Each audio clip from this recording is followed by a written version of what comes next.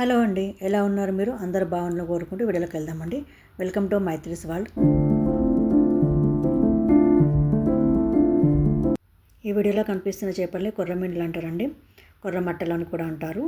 ఈ చేపలు నేను స్కిన్ లేకుండా కట్ చేయించుకున్నానండి. ఈ పీసెస్ చూసారా ఎంత బాగున్నాయో. వీటికి ఇప్పుడు మనం మసాలా పట్టించి పులుసు చేసుకుందామండి. దానికోసం ముందుగా కొంచెం అల్లం వెల్లిపాయ పేస్ట్ తీసుకున్నాను తగినంత.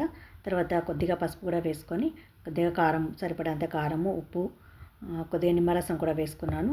తర్వాత ధనియాల పొడి కూడా వేసుకొని బాగా కలుపుకోవాలి. వీటికి మసాలా అంతా కూడా బాగా పట్టలాగా కలిపి కాసేపు మనం పక్కన పెట్టుకోవాలి. ఇది 1 కేజీ ఉంటుందండి. పక్కన పెట్టేసుకుని తర్వాత సన్నగా ఉల్లిపాయలు కట్ చేసి పెట్టుకున్నాను. అలాగే చింతపండు కూడా ముందుగా నానబెట్టి పక్కన పెట్టుకున్నాను.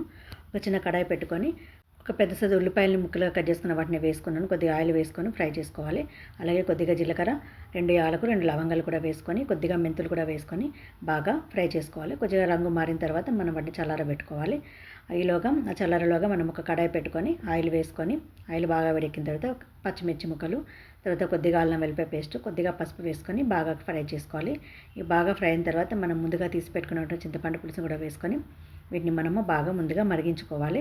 ఇది బాగా మరగాలి. ఇది మరిగే లోపల మనం మిక్సీ పట్టేసుకుందాము. ఈ పేస్ట్ అంతా కూడా రెడీ చేసి పెట్టుకున్నాము.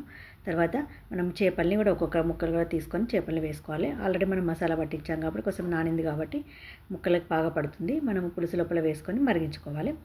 కొంచెం మూత పెట్టుకొని ఒకసారి మరిగిన తర్వాత మనం ముందుగా చేసి పెట్టుకున్నటువంటి ఉల్లిపాయ, జీలకర్ర, మెంతుల పేస్ట్ ఉంది కదా, దాన్ని కూడా వేసుకొని బాగా మరగనివ్వాలి. మనం స్పూన్తో కలిపితే విరిగిపోతాయని చెప్పేసి నేను ఇలాగ తిప్పుతున్నాను. అసలు ఏం విరగవండి, స్కిన్ లేకపోయినా బాగుంటాయి. తర్వాత కొద్దిగా కరివేపాకు కూడా వేసుకున్నాను. ఇంకాస్త తక్కర పడిన తర్వాత చివరిగా మనం కొత్తిమీరాకు వేసుకొని దించేసుకోవాలండి. ఇది మనం స్కిన్ లేకపోయినా కానీ ముక్కలు అసలు విరగడం కానీ ఊడిపోవడం కానీ ఏమి ఉండదండి. చాలా బాగుంటాయి. చూడండి, అసలు ఒక్క ముక్క కూడా విరిగిపోలేదు. చాలా బాగా వచ్చింది, చాలా బాగా కుదిరింది, చాలా టేస్టీగా కూడా ఉంటుంది.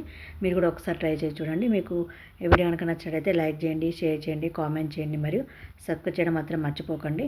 అందరు చూసినా కానీ ఎవరు లైక్ చేయట్లేదు. మీరు లైక్ చేసి సపోర్ట్ చేస్తారని అనుకుంటున్నాను.